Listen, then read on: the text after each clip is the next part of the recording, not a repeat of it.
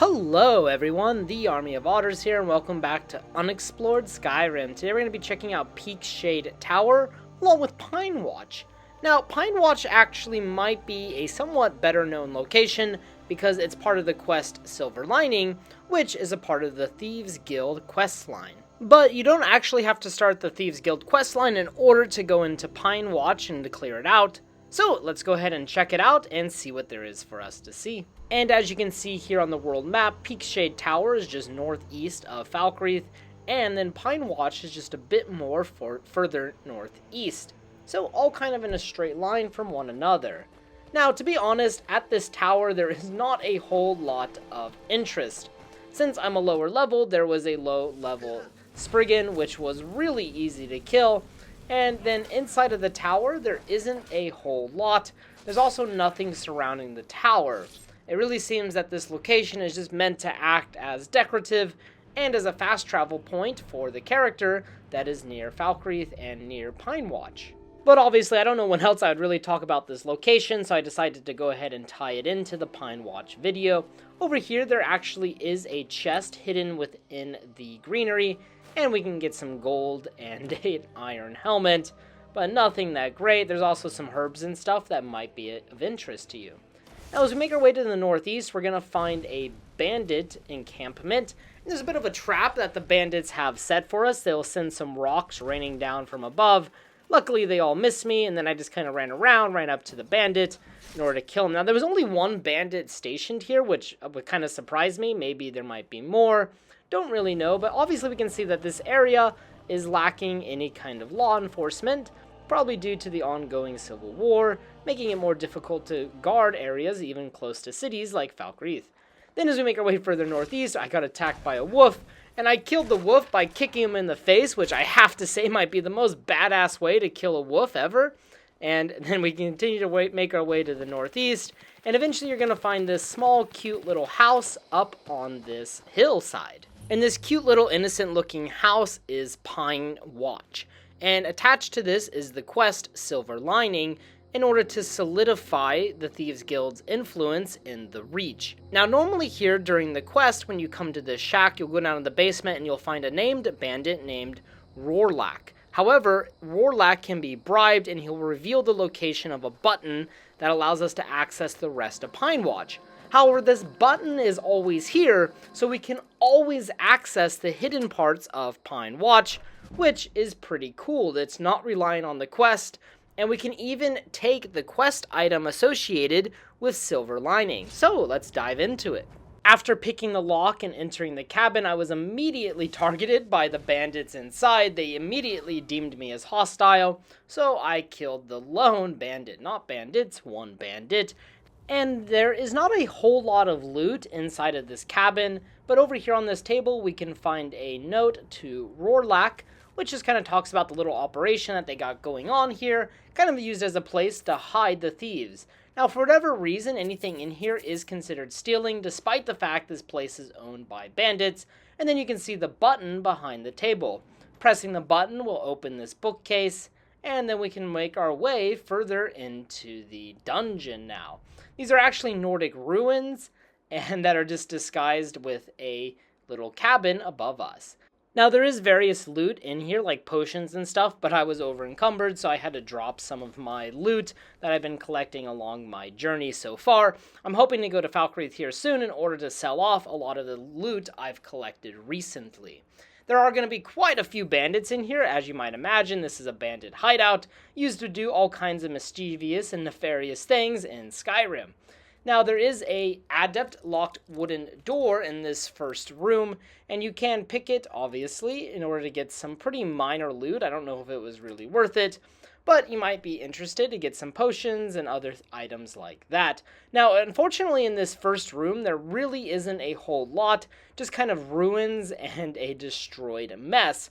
So, besides this little closet, there isn't a whole lot of loot. As we make our way into the next chamber, we will find some more things of interest, with that being a lot of bandits. Now, killing these bandits is actually pretty easy, at least for me and my level, because they're all just normal level 1 bandits, and using a combination of destruction, fire magic, and a mace, I was able to quickly make work of all of them. Then inside of this room, there is a chest. Now, there is a little stairway up to this chest, but I decided to parkour my way over to this chest, and we can get some random loot inside of the Novus Lock. And after this, we can make our way further down into the dungeon, which is behind us, just down a little ramp, and then we will finally find one of the most difficult enemies we faced yet, a bandit outlaw. Now, I'm sure the bandits are leveled within here, so it depends on your level, what kind of difficulty you'll have. Then we can make our way to Pinewatch Bandit Sanctuary, and this is where the real loot can be found. And again, there are more bandits, but we're just kind of burning them to death at this point. Kind of a brutal death when you actually think about it, but either way, we're just taking them out. Obviously, these are not good people. And then eventually we can find Rora's letter. And by reading this letter, we can learn about two bandits, Rigel and Rora, and some kind of feud that is brewing between them, with Rora trying to convince his fellow bandits to go into the loot or the treasure room and to take all of the loot inside so they can sell it off and have a good life.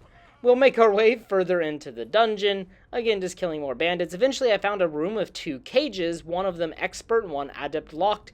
However, I decided not to pick them or waste my time just because I couldn't see anything in the cages, so I just figured there was really nothing of interest. Then making our way even further, we found another bandit outlaw who, that's the most difficult enemy apparently in this place for us, and my stats are increasing pretty fast at that point. And in this room, we can see that the bandits had to fight off some Draugr, so kind of cool environmental storytelling. These bandits did have to deal with some of the hidden terribleness inside of here.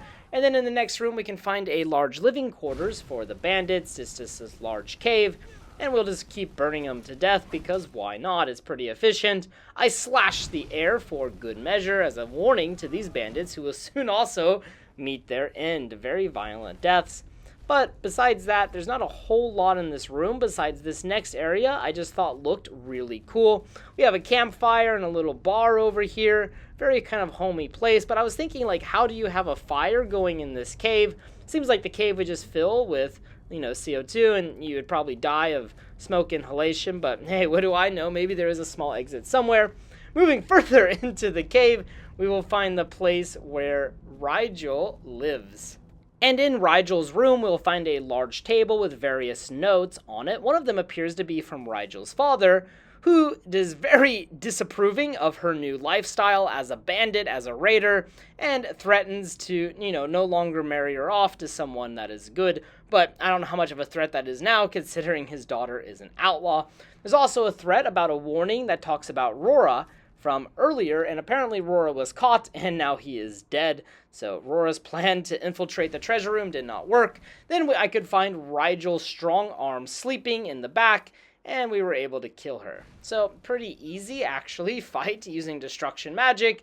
And then you definitely want to loot the body because we can get the treasure room key, which is otherwise a master lock, which is really too difficult for me in this early playthrough. Perhaps if you're a higher level, you might want the XP associated with it. Inside of Rigel's bedroom, we can find a chest that just contains random loot, as with almost every chest in Skyrim, I suppose. And there was also a battle axe sticking out of the chest for whatever reason. We can then make our way further through the dungeon using the master key. Be careful of various traps, such as this little stone plate that launched a ton of arrows. It looks really cool, though. But be careful of traps. You're going to see me fail at a couple of these. Like this next trap, I was like, ooh, I'm going to jump over this part. And then, I don't know why, I figured if I step on this, it would activate the axes for a cool cinematic. Instead, I just got slammed in the head with a log. Yeah, I'm not very smart. Anyways, just keep making your way through the dungeon, and eventually you go to the treasure room. A mace will come flying down as you open that door, but, we were ready for it. And then you'll find this large table that has all kinds of good loot on it. Of course, be careful of the traps, this pressure plate. But we can take all of the loot on this table, including the curious silver mold, which is required for the silver lining quest. Now, of course, once you've gotten the mold, we cannot sell it, we cannot get rid of it. It is actually weightless, despite the fact it says it weighs 1. It does not weigh anything. And after that, we can easily exit Pinewatch. So, there you guys have it. Pinewatch at a very early level. I don't know if it's exactly the way the creators intended us to play through, but it's possible nonetheless. It's also a great way to get some good loot early in this game, like for myself. Now, I hope you guys enjoyed this episode of Unexplored Skyrim. If you have any recommendations for a future location, please post them in the comments section below. And, as always, until next time.